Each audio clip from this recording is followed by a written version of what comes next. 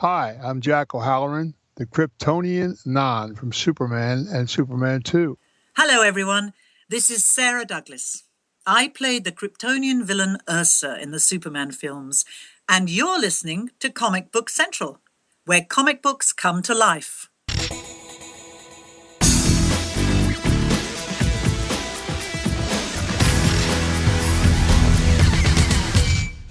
Welcome, comic book and superhero fans. This is Comic Book Central, where comic books come to life. The world's first podcast devoted exclusively to in-depth interviews with the talented folks who bring comics to life in film, television, animation, video games, podcasts, and beyond. I am your host, Joe Stuber, bringing you part 2 of my adventure to the Cincinnati Comic Expo. As you heard in part 1, it was a celebration of Superman at the convention.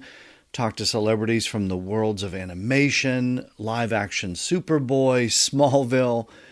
On today's episode, we are going back to the 70s and 80s and the Christopher Reeve era films. Oh, that is my sweet spot for Superman. Love Christopher Reeve. Love Richard Donner. Love all 4 films. Yeah, even Superman 4. Always gets love here in Comic Book Central. So, at the Cincinnati Comic Expo, from Superman the movie and Superman 2, the Kryptonian villains Ursa and Non, you are going to hear from Sarah Douglas and Jack O'Halloran. And from Superman 4, yeah, I love that flick. The big baddie in that one, he played Nuclear Man. Mark Pillow, he is going to join me. And from the CapedWonder Superman podcast, you're going to hear from Jay Towers.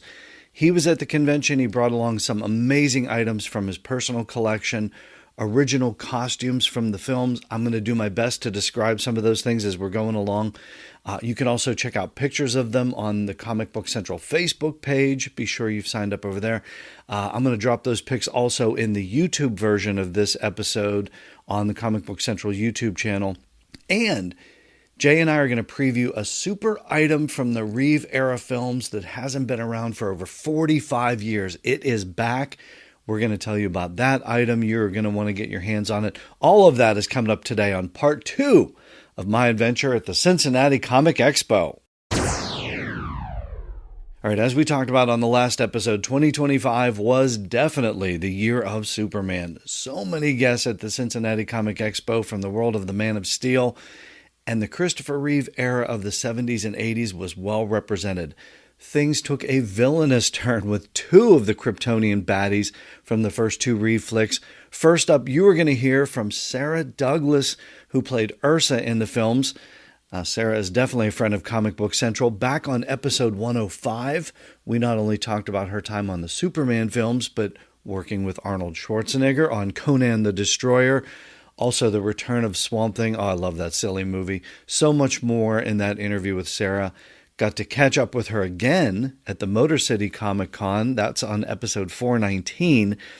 So those episodes and every episode can be found in the archive at my website, comicbookcentral.net. Also, anything you hear today, I'm going to drop links to those things in the show notes for this episode at comicbookcentral.net, so you can find everything all in one place. All right, this time around with Sarah, well, here it is. Superman 2 is fast approaching the 45th anniversary of its U.S. premiere. Got to talk to Sarah a little bit about that, as well as reflecting on her time alongside 2 greats that we lost this past year. Terrence Stamp, who played General Zod, and Gene Hackman, who played Lex Luthor. Here is the incomparable Sarah Douglas. Sarah, it is always great catching up with you again. We are nearly 45 years since Superman 2 premiered, I know. I just remember going back and watching. How has your relationship been with that film and the fans evolved over the years? How has that relationship evolved over the last 4+ decades? It's taken me quite a lifetime to accept Ursa and to, if you like, inhabit her, because it just felt like everything I did was the girl from Superman, and at the beginning I found that a little difficult. Because what was the challenge of that? Well, the challenge of it was that I was doing lots of different work, or I felt I was. The challenge was that I felt that I didn't really look like her. I didn't, it just felt strange to always have that. It was always, you know who she is. She's the girl from Superman. And then one day I realized that's not such a bad thing. And it's fine. And also the whole Superman fan base is it's so enormous, and the people and the fans are so wonderful, and they turn up at the most bizarre places I'm doing stuff, which is great. But there's a hardcore group. Yes. Who follow me, and that's lovely. And now it's almost become this thing where you're sort of traveling with Jack O'Halloran, Mark Pill, and it's sort of like this Reeve era continues to exist for you guys. So you're keeping it going. How does that feel that you're just part of the process of keeping that Donner Reeve era going? I don't think it's us. I think it's no, it's Jim Bowers with CapedWonder who has a terrific group. Jack, I haven't seen Jack in 2 years, so it's very nice to see him. Oh, I mean, wow. I do one of these a year. I'm in England, so it has to be worthwhile for me to drag my tired old butt over here to be here. Yeah. And this was worthwhile, and because Jack was going to do, and of course, yes, it's nice. Mark, I've only recently, in the past sort of 5 years, got to know Mark. Because we're a diminishing group, as you know, slowly but surely. We lost Terry Stamp recently, and of course Gene Hackman, not that he was coming out to conventions. And indeed, Terence, I was fortunate enough to go to be in London with him for the first convention and the last one he ever did, and it should have been with Jack and with Margot Kidder. Jack sadly had managed to have a heart attack and not managed to get there that weekend, and Margot managed to miss the plane. Well, there's nothing new about that. And so it was Terry and I, and I know he found it incredibly difficult. The familiarity that the fans have, and the kind of questions that they want to ask you. I've done a lot of these, and I'm more than happy, but I know he found it, he's a very private man. I'm sure you know his history. When he did Superman, he'd been 7 or 8 years in an ashram in India, so he was very quiet, very zen-like. So to suddenly be in amongst 50,000 fans, all of them wanting to put their arms around him, and I think he found that whole time. And by the end of the day, I think he found it very difficult. Having said that, there were some lucky fans that met him, because it was never to happen again. Yeah. But what an opportunity. It was the only time we ever would have been together, and that would have been in London. But it wasn't to be, as I said. I wanted to ask you about him. Do you have any great behind-the-scenes stories about Terrence? Because it was such a loss when we lost him this year. And what's your favorite memory about filming with him? Well, I was in every scene with him. I never left his side, and I was 27 years old and passionately in love with him, because I had been a young teenager when he was hitting the heights of fame in Billy Budd and Far From the Madding Crowd and all of those things. So to suddenly find myself working with him was incredibly exciting. And of course I was also very conscious of the fact that he was just about the most gorgeous man on earth. And so to go to work every day, although I was married, I was living with Richard, I don't think I was quite married yet, it was such a pleasure. And he also was a very good influence on me, very calming, quiet, and I am all over the place and scattered, and I drop things and knock into things. And Terry was the one, and I had reminded him of this in London, and he hadn't actually. He said at the time, "You sure that was me?" And I said, "Yes, it was." He was the one that said to us at the very beginning that we have to find something to differentiate us from everybody else, in that we are aliens and they're all on Earth, and we basically, as we know, we're just clad in simple outfits. Yes, we looked a little funky, but there wasn't a lot about us that made us stand out. And he was the one that said we need to move in unison.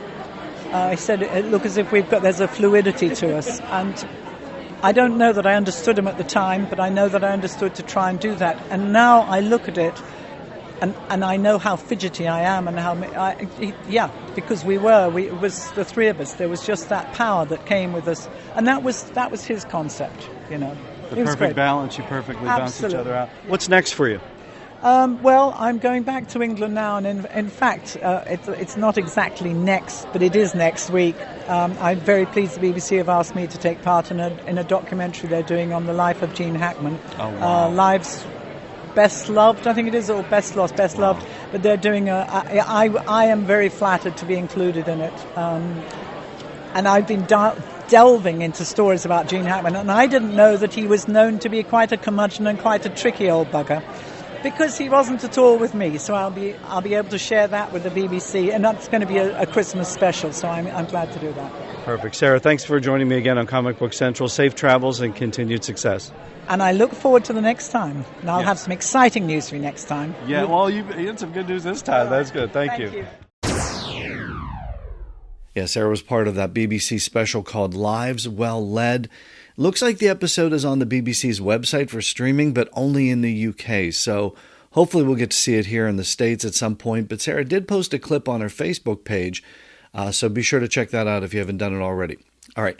Right next door to Sarah at the convention was her partner in Kryptonian crime, the incredible Jack O'Halloran, who played Non in the films. Jack was one of my first guests on the show, talked all about his career way back on episode 4. It's one of my favorite episodes. I've gotten so much great feedback on that one, too. Great interview with Jack there. So glad to have him back on the show after all these years. Here is Jack O'Halloran. Here with Jack O'Halloran. Jack, it is so great to see you again. You've been hitting the convention circuit, meeting the fans around the world. What is it like for you to see new generations discovering Superman the movie and Superman 2, especially as we approach 45 years of Superman 2 now? It's just phenomenal. It just shows how well the picture was and how well we did it. And the fact that, it was the all-American way, and it wasn't about going out and killing everybody and all that stuff. It's a whole different atmosphere and feeling. And it's great that the film stood up all these years. It shows you how well it was made. Yeah, well, look at the people behind it. Those were the legends. What did you learn about? You were surrounded by legends at that time. Terrence Stamp, Gene Hackman, Richard Donner. I know Christopher Reeve brought so much intensity. What did you learn from that era that you've kept with you throughout your career? Well, Brando was a good friend of mine, and working with Marlon was a trip.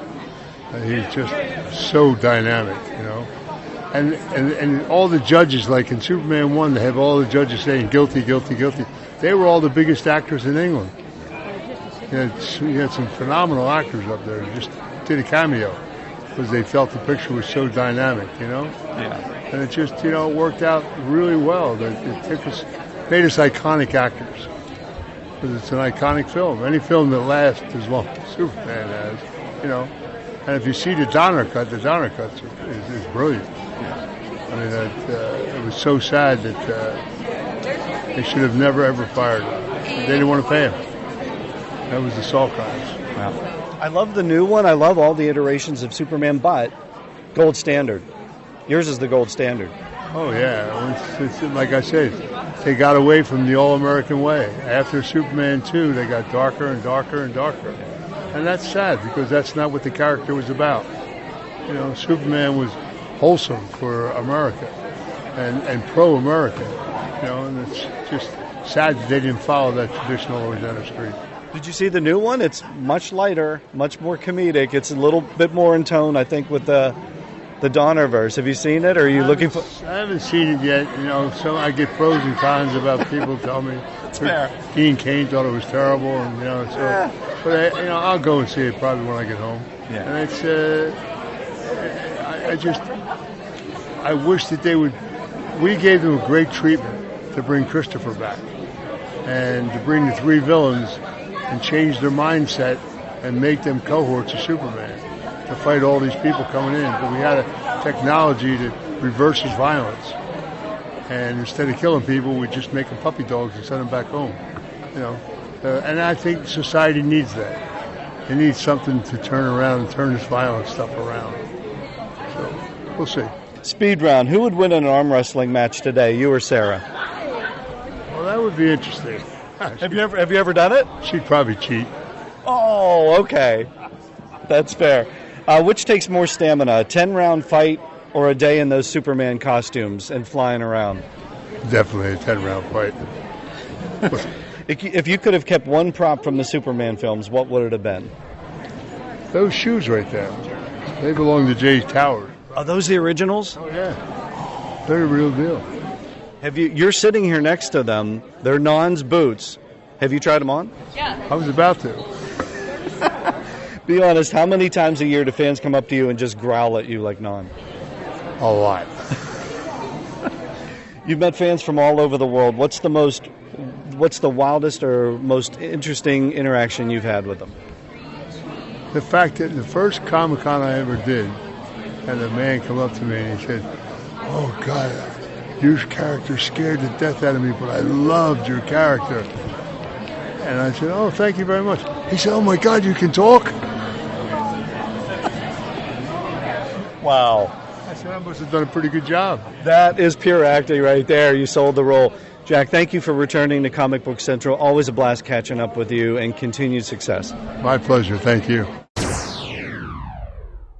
And rounding out the terrifying trio representing the Reeve era films is the super talented actor who brought Nuclear Man to life in Superman 4, Mark Pillow. Also got to meet up with Mark at the Motor City Comic Con. Got to chat briefly with him there. That, again, episode, that's 419 if you want to check it out. But not right now. We've got Mark right here.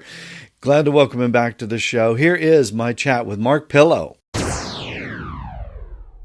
Mark, welcome back to Comic Book Central. Before we know it, we are going to be celebrating the 40th anniversary of Superman 4. Can you believe it? It's been this long. When I look in the mirror, I can believe it. But it's amazing. 40 years already. Yeah. Yeah. Well, I mean, you still got the suit. The suit is here for the listeners. We got the Nuclear Man suit. I got to ask, have you tried it on recently, or how is that, or is it just? Since it belongs to Jay, no. I'm going to look at it and maybe brush up against it, but no, I haven't put it back on again. Yeah. It probably would not fit well. Yeah. They'd be loose in some places, tight in wrong places. Yeah. So you need a new one, like they do for like on the Flash and the new Superman movie. You need a new one. Would you suit back up as Nuclear Man or Nuclear Man's dad, maybe? As long as you could put some padding or something where some muscles used to be, of course it'd be fun. But any chance to play is good for me. Yeah. What are your fondest memories of filming that? I'm thinking about filming with Christopher Reeve, all the choreography that had to go into those, because you guys had some epic battles. In the first film, the second film was kind of knocked down, throw down, but in 4, you guys really threw down. We did. I think about the rehearsal for the fight scenes, everything that we did on the moon, and then spending time with Chris just coming up with ideas. Yeah. Those are the things that just stick with you. Yeah. And showing up on the set every day, knowing that how grateful it was to be on a Superman film. What's it like seeing now people embracing the film in different ways, and even the character of Nuclear Man? He's appeared in the comic books. When you're kind of going through, and then you're touring with Sarah Douglas, you're going with Jack, you're kind of like these Reeve era villains. What's it like to see maybe Superman 4 getting the love maybe it didn't get back in the day? It's wonderful to see it, and actually being out with Jack and Sharon and Mariel occasionally, to see this all come back around. For 30 years, I was not part of it all. And the last 3 or 4 has been wonderful being out there and the new interest in the film. So a little bit of a cult classic thing. I enjoy it as much now as I ever did. Yeah. What were you doing in that time, and how did you sort of get integrated back into the Superman world? Yeah, I was off. I had wife, 2 children, had a day job learning about wine, selling wine, presenting that. Okay, so yes. Are you a sommelier, or is it that level? I have like 3 different certifications, but not high at every one. But I'm a very good storyteller. So storyteller, and I'm good at consulting, that type of thing. So I work with Whole Foods for that, and I retired last year from it, and now I'm on a bit of a search for whatever the next thing is. Okay. It's more of a sabbatical. You're going to get back to it, though. Is it a winery that you're... Actually, I worked for a distributor. Okay. So I was working with everything across the world. So I had to have, as much as I could, a full, basically South African wine, Chilean, Argentinian. So I had to know a lot about many different regions and terroir and all that to tell the stories. Okay. So maybe something like that. I enjoy fitness. Anything to be in front of people and speaking like we're doing right now. I was going to say, you're still in great shape. That's why I was wondering if you could fit the suit, because you look like you could still throw down. Thank you so much. You're a wine expert then. I mean, I just saw the other day, I saw my first white Malbec. Oh, yes. Have you heard about this, I've or heard like, of it coming do you out. know anything about this? I And haven't had it. I mean, It's really good. they've been. Have you liked? Did you like yes, it? Okay. it's now my wife's officially favorite wine of all time. Yes, so. I mean, I've seen so much evolution of it all. People will still stick around with the Cabernets and the Pinot Grigios and the Pinot Noir and all that stuff. Yeah. But to see the new ideas that come out, especially flavored wines, low-calorie wines, there's been a lot of innovation in the industry. Yeah. What's next for you? What's coming up? Well, this is the last show for me this year, so maybe quiet through the end of the year, and then hopefully pick it up with 3 or 4 of these again next year. And just some traveling is what I'm basically been doing now. I'm going to go super speed round with you. Nuclear Man, pure villain or just misunderstood? Pure villain. Yes, that's a quick favorite Superman villain of all time, and yes, you can include yourself. The best Superman villain ever. I think I was the best villain because I was the most powerful match. Maybe not the mentality of Zod, but certainly the power. Yeah, you almost took him out. Yeah. You, Sarah Douglas, and Jack O'Halloran. Who's the biggest troublemaker? Oh, Sarah. There's no doubt. What's the funniest or most unexpected question a fan has ever asked you at a convention? Oh, my gosh. Is the suit, does it ride up on you? No. I thought maybe we were going to go White Malbec after. Does the suit ride up on you? Oh, okay, we make sure of that. Good. Mark, thank you so much for joining me again. Continued success. Have a great rest of the year. Look forward to seeing you again. Likewise. Thank you so very much. Have a great day. Yeah, next year is the 40th anniversary of Superman 4. So glad that film is getting a little more love these days. You longtime listeners know it always gets love here on Comic Book Central. No matter what you think of the story, no matter what you think of the dodgy special effects, yeah, they are a little dodgy, or some of the supersized plot holes, it is Christopher Reeve. He's in the cape. He's in the tights. He looks amazing. He is thrown down with Gene Hackman and a nuclear age villain that looks like he flew right out of a comic book. What is not to love about that film? And I certainly didn't expect to be talking about wine with Nuclear Man, but hey, anything can happen at the Cincinnati Comic Expo, right? If you want to get on in the fun, get your tickets now, cincyexpos.com, and tell them Superman sent you. Okay, the Superman actors are there to meet the fans at these shows. The movie props are there. The costumes are there. Two gents we definitely have to thank for a lot of this are Jay Towers and Jim Bowers. I got to talk to both Jay and Jim back on episodes 397 and 419. Jim is the mastermind behind CapedWonder.com. It's a website he started nearly a quarter of a century ago. It is a virtual fortress of solitude. It's a digital museum dedicated to the Reeve era films. And since 2018, Jim and Jay have co-hosted the CapedWonder Superman podcast. They get a lot of actors from the original 4 films to appear at the cons to meet the fans, and they usually bring along some really cool stuff. Jay was there at the Cincinnati Comic Expo this last time around, so I got to chat with him about some of the collectibles he brought from his personal collection. And you are going to get a preview of a very cool Superman the movie item that hasn't been around in over 45 years, but it is back now. Here is Jay Towers. Hey, Jay. It's weird seeing you without Jim. What's usually you guys are like a tag team. People have never seen us. They only know us together. We are always together. You're just dividing and conquering right I have now? This whole other career, too, that people don't even know about. But yes, no, we're going to... You're a TV anchor. I know.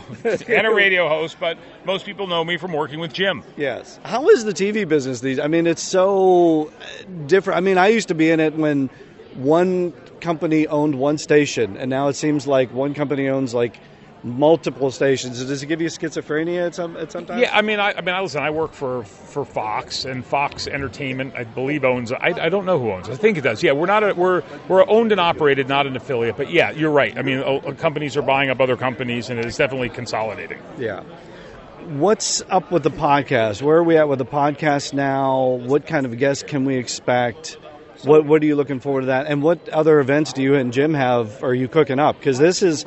You guys are just heating up every year at the convention circuit. Well, we try to keep the legacy fans happy, and get people together. The problem we have with the podcast is that we've done over 50 episodes on everything possible you could think of for these 4 Superman Christopher Reeve films, and we've tried to interview everybody that are still with us. Right.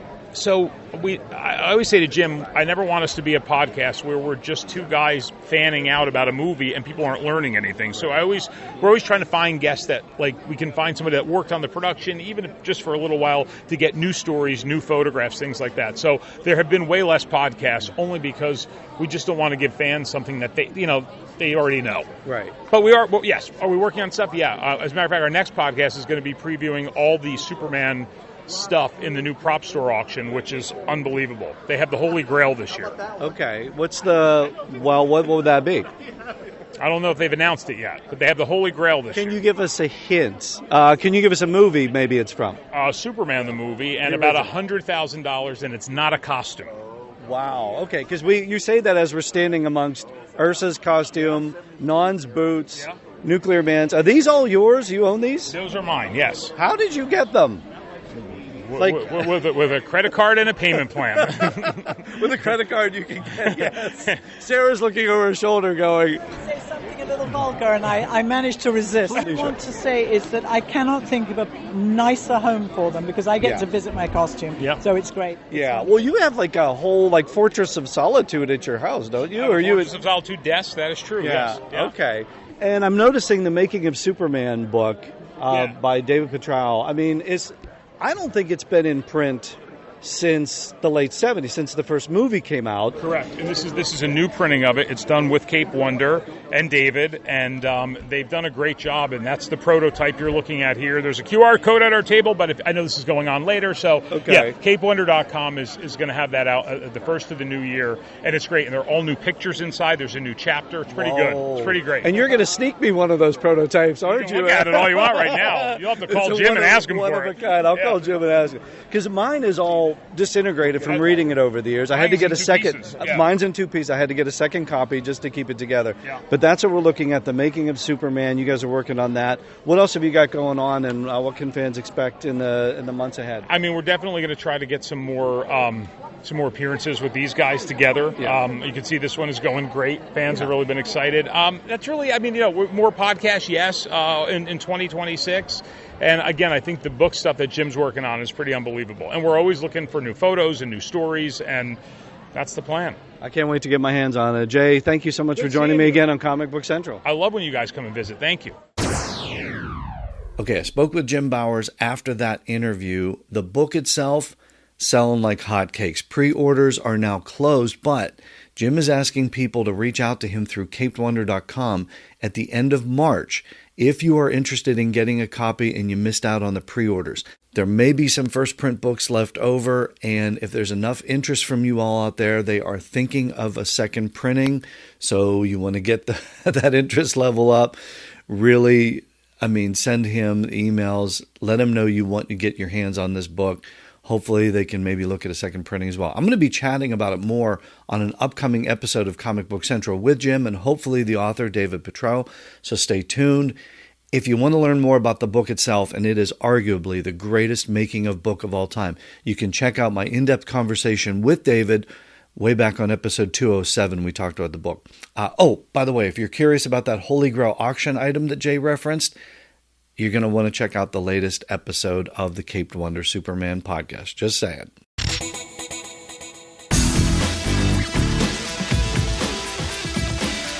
Okay, that is it for part 2 of my adventure at the Cincinnati Comic Expo. My thanks to Sarah Douglas, Jack O'Halloran, Mark Pillow, and Jay Towers for taking the time to chat with me. My thanks to the folks behind the Cincinnati Comic Expo for putting on a super show each and every year and always making Comic Book Central feel welcome. If you want to get in on the fun, then you want to make plans for this year's show. CincyExpos.com is where you'll find all the information you need on guests, tickets, show events, everything you need. I'm going to put the link in the show notes for this episode on my website, comicbookcentral.net, so be sure to check that out. And I have one more part of the adventure to bring you. And if adventure has a name, it must be Indiana Jones. Yeah, it wasn't all about the Man of Steel at the expo. The man in the fedora was represented as well. From the Indiana Jones franchise, I'm going to be talking with the lovely and talented Karen Allen. Yeah, Marion Ravenwood from the films. Sala himself, the great John Rhys-Davies. He returns to Comic Book Central. I'm going to be talking with John. And that's not all. I will also be joined by Emmy-winning animation legends Stan Berkowitz, Alan Burnett, and Dan Reba. Yeah, we're going to be talking about Batman, Spider-Man, Super Friends, Alf. Yes, Alf. And I might even get to sneak in a Scrappy-Doo question. Who knows? That might happen. Indiana Jones, superhero animation, so much more the next time we get together for the epic conclusion of my visit to the Cincinnati Comic Expo. You do not want to miss it. Until then, keep safe, keep reading those comics, and thanks for joining me here in the Lair. Comic Book Central, where comic books come to life. All original content of this podcast is the intellectual property of Comic Book Central. All of the content names are registered trademarks and copyrights of their respective holders.